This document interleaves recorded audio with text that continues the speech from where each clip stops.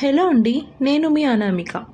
ఈరోజు మీకోసం చిక్కుడుగాయ కర్రీని సింపుల్గా ఎలా చేసుకోవాలో చూపిస్తాను. దానికోసం స్టవ్ ఆన్ చేసుకొని కడాయి పెట్టుకొని దానిలో 2 టేబుల్ స్పూన్ ఆయిల్ యాడ్ చేశాను. తర్వాత దానిలో 1 టీ స్పూన్ జీలకర్ర, అలాగే 1 టీ స్పూన్ ఆవాలను కూడా యాడ్ చేశాను.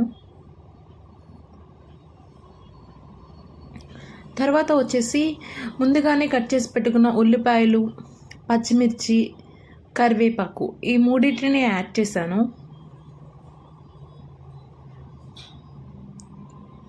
వాటిని ఒకసారి బాగా కలుపుకొని పచ్చివాసన పోయే వరకు వేగనిద్దాము. అవి వేగాయి, పచ్చిమిర్చి అలాగే ఉల్లిపాయ వేగాయి అని అనుకున్న తరువాత చిక్కుడుకాయలండి నేను నీట్గా ముందుగానే ఒలిచి కడిగి ఉడకపెట్టుకొని పెట్టుకున్నానండి. సో వాటిని నేను స్ట్రైనర్ సహాయంతో తీసి యాడ్ చేస్తున్నాను. సో మీరు వచ్చేసి ఈ చిక్కుడుకాయని చాలా జాగ్రత్తగా ఒలుచుకోండి, ఎందుకంటే దానిలో చిన్న చిన్న పురుగులు ఉండే అవకాశం ఉంది.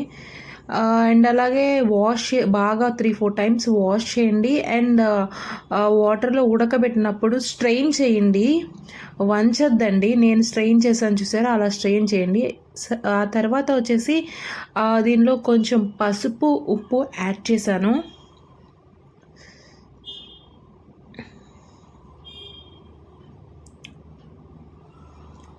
సో వీటంతటిని బాగా ఒకసారి కలుపుకుందామండి.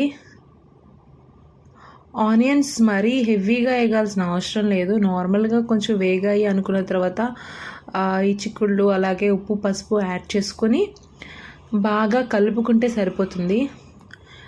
కానీ ఈ చిక్కుడుకాయ అనేది నీటిలో ఉడికినప్పటికీ ఆయిల్లో బాగా ఫ్రై అవ్వాలండి.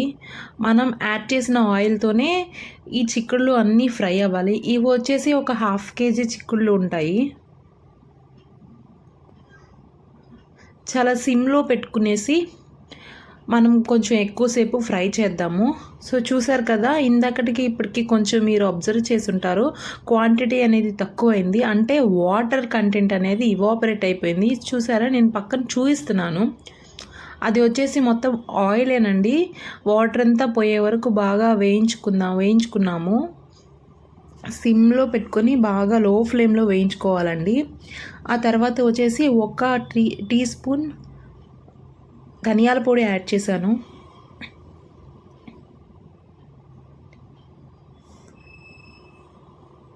అండ్ అలాగే ఒక స్పూన్ కారం యాడ్ చేశాను.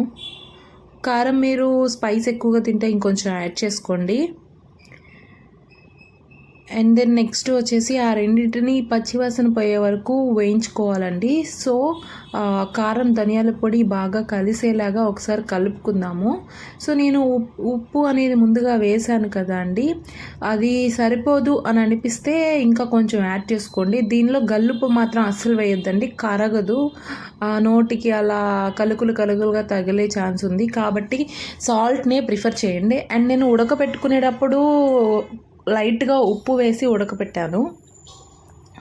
సో దట్ మనకి కాయలకు కూడా చప్పగా లేకుండా ఉప్పు పడుతుందండి. కొంచెం ఉప్పు పసుపు వేసుకుని ఉడకపెట్టుకుంటే బాగుంటుంది. సో ఇప్పుడు చూసారు కదా, నేను మొత్తం ఒకసారి బాగా కలిపేస్తున్నాను.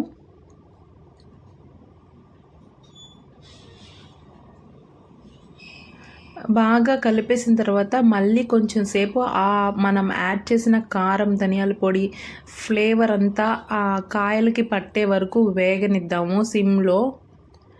ఆ తర్వాత ఫైనల్గా వచ్చేసి గరం మసాలా వేసానండి.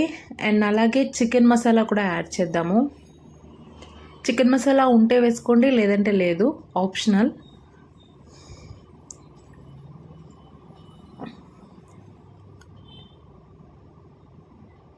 సో వీటన్నిటిని మరొకసారి బాగా కలుపుకుందాము.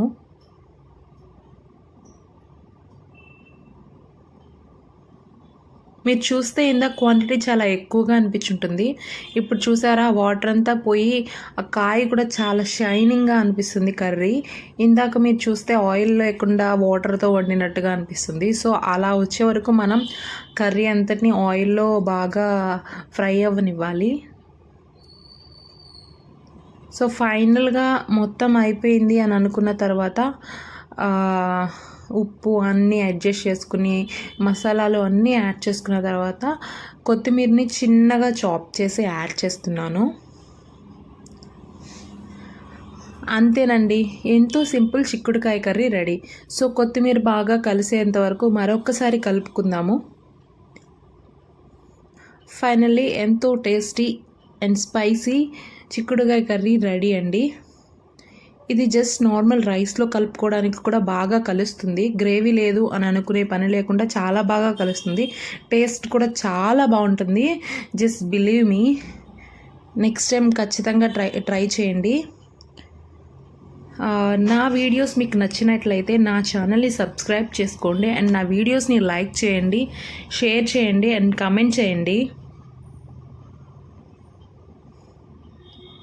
థ్యాంక్ యూ అండి.